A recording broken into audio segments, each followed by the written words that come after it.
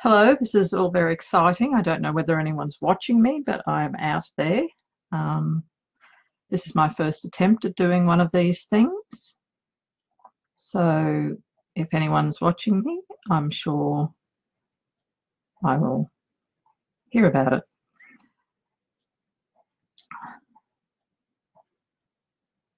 So I don't know how I tell if anyone's watching me.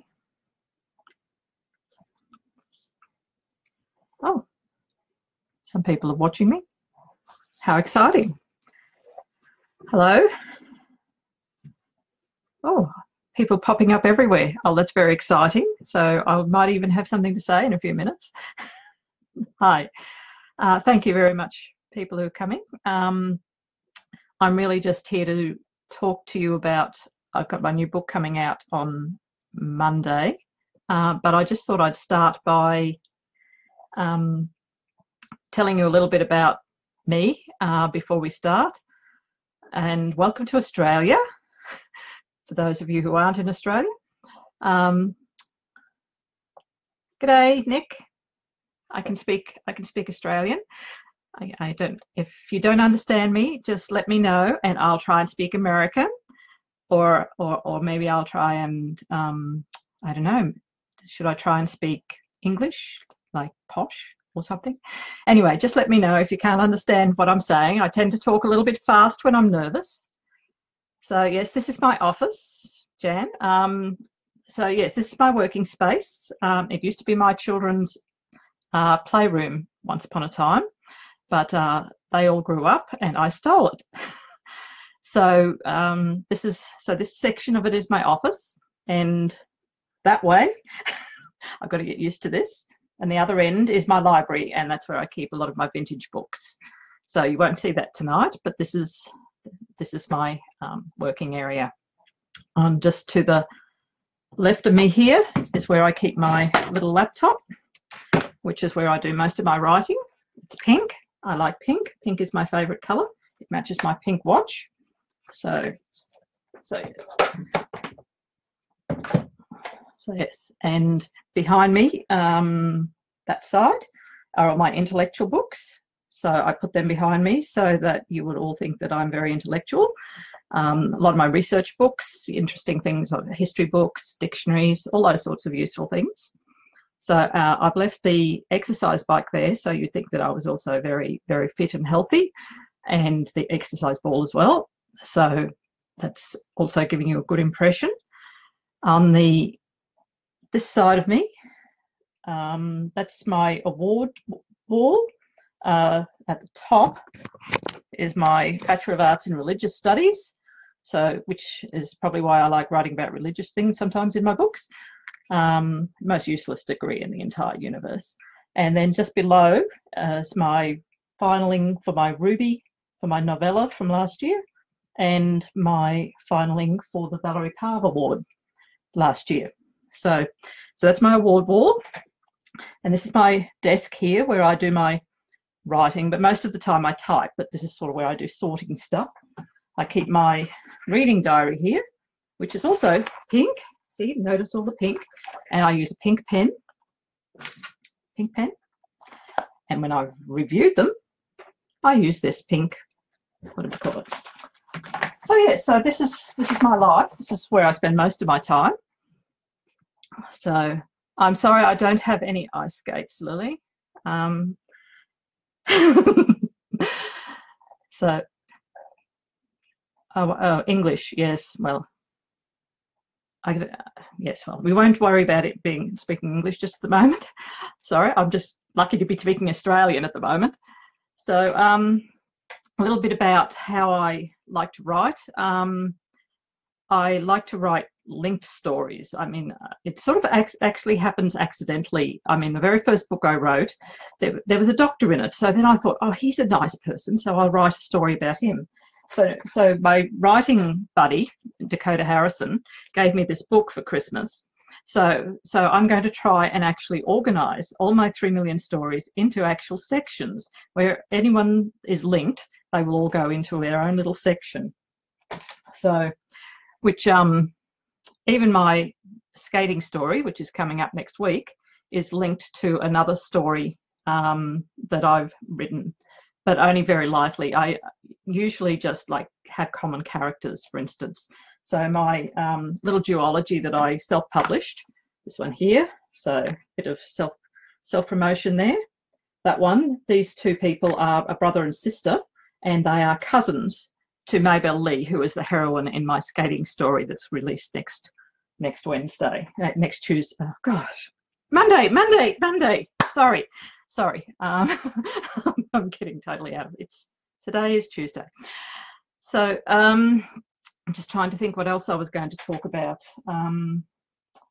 Skating. I come from Australia, and I actually grew up way out west in Cunnamulla, and there were definitely no ice rinks out there. Hi, Shell.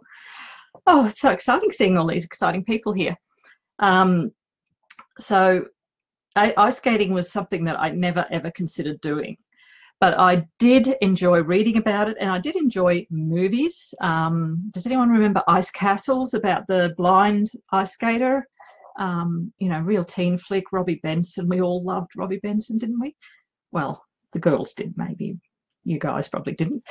So, so ice skating has always been sort of something that's a little bit romantic and exotic and exciting for me. I remember reading this book. This is an old Mills and Boon from 1979, which is about an ice skating partnership.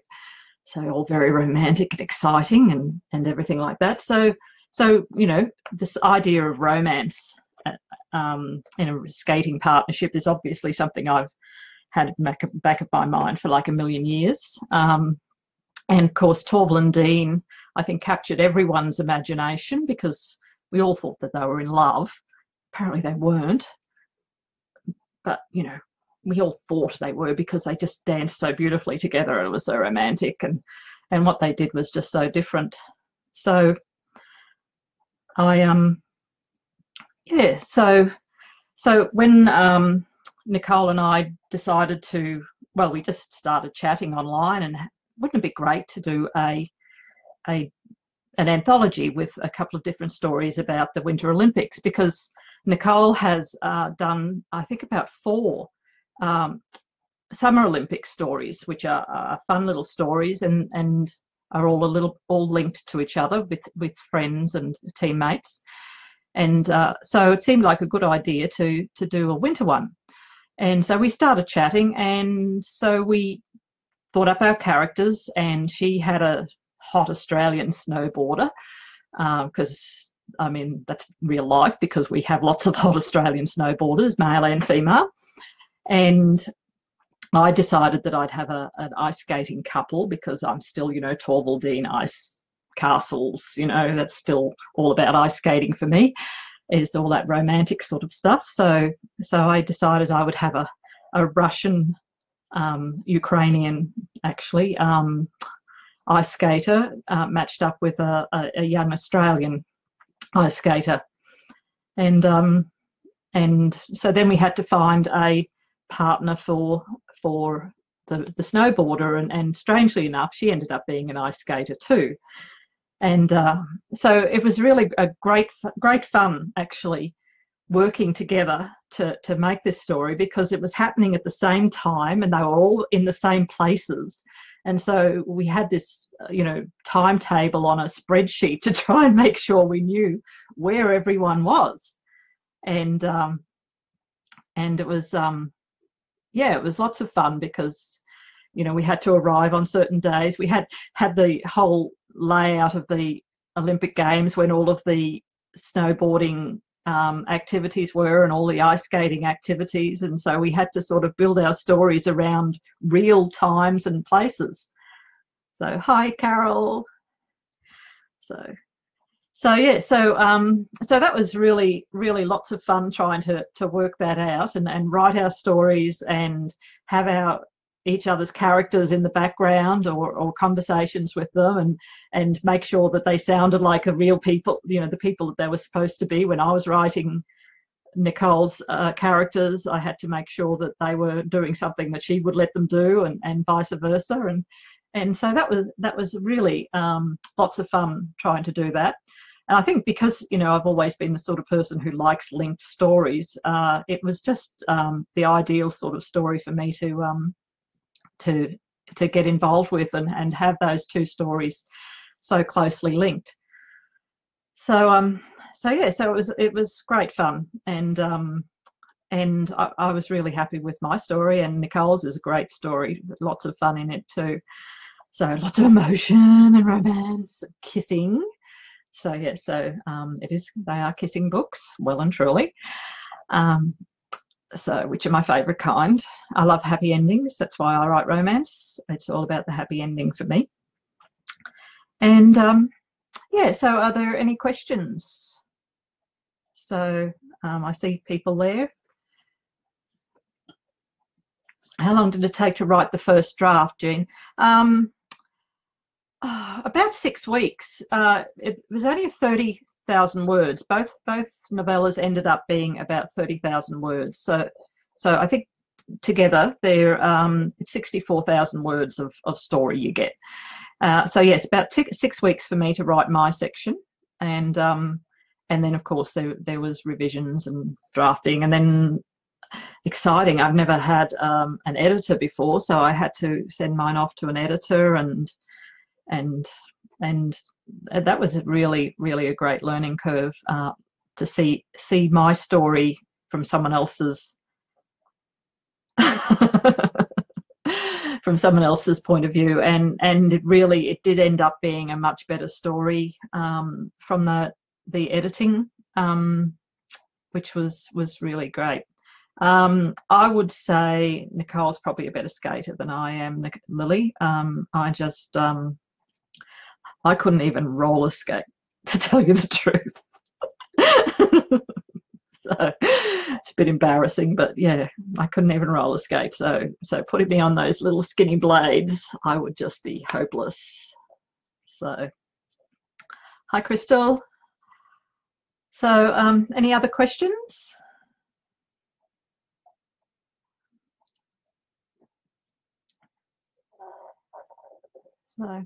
So I actually started seriously writing. I mean, I did write in my teens. I wrote lots of fan fiction. I wrote Anne McCaffrey Dragon, you know, Pern Dragon fan fiction. I had great fun with that, and of course I loved Georgette Heyer, so I started a whole heap of Georgette Heyer style historical romances. But it was really only in about 2010 that I started seriously writing again, when we had a visitor who kept using the television, and so I didn't have anything to do. So I wrote a book, and I actually finished it. And from then on, I've just kept writing. I've got a few projects on the boil at the moment. I'm hoping to write a sort of a rural series. My very first one that I wrote was a farming story, which was largely influenced by the country and western music that my guest was constantly playing, and one of the songs was "You Picked a Fine Time to Leave Me, Lucille." So I wrote a story about Lucille and why she left her husband and kids. And of course got back together and lived happily ever after. So that was my very first story. And I created a town and everything like that. So I'm going to write a series set in that town. I did do some self-publishing, Lily, as you mentioned, and I really enjoyed that challenge. I learned a lot doing that, a lot. It's challenging. I learned how to deal with a whole lot of different publishing. I didn't go with just one distributor. I actually published straight to Amazon and to Kobo and to iTunes directly. And everyone had different ways of doing things. So that was a really big challenge to learn how to do those things. And I did enjoy that, and I enjoy having a real book this is my runaway help Christmas elf story that I published just before Christmas, on my birthday actually, which was the 6th of December. I published it. That was my birthday present to myself. And it's only a little story, but it was great fun and a great learning curve. And because it was just a little story, I felt that I could do that self-publishing, and it wasn't going to matter if it didn't go well, because it was all about the learning for me. And a lot of people read it and really enjoyed it, and which was really nice. So, and my daughter Pernell did the cover for me, so made it look quite professional, I thought. And yeah, so that's my little Christmas elf story. So, and I will have more stories in that series. I've got 2 partials in that series. It's the jewellery shop series, set around a jewellery shop in Brisbane. And even in my other series, if they need to go and buy an engagement ring, they have to go to Bergen's Jewellers, which is where my jewellery shop is. So, as I say, I mean, my whole world is all linked. Everyone is linked somehow or other with all of my stories, just one way or another. So, yeah. So yeah, I've still got some stories that I've written that they probably need completely rewriting, but I just love the characters in them. And so I do intend to go back and revisit those. I'm hoping that maybe Crimson will look at some of those when I've got them nice and tidy. I've been really happy with working with Crimson Romance. They've been wonderful, and they've really enjoyed.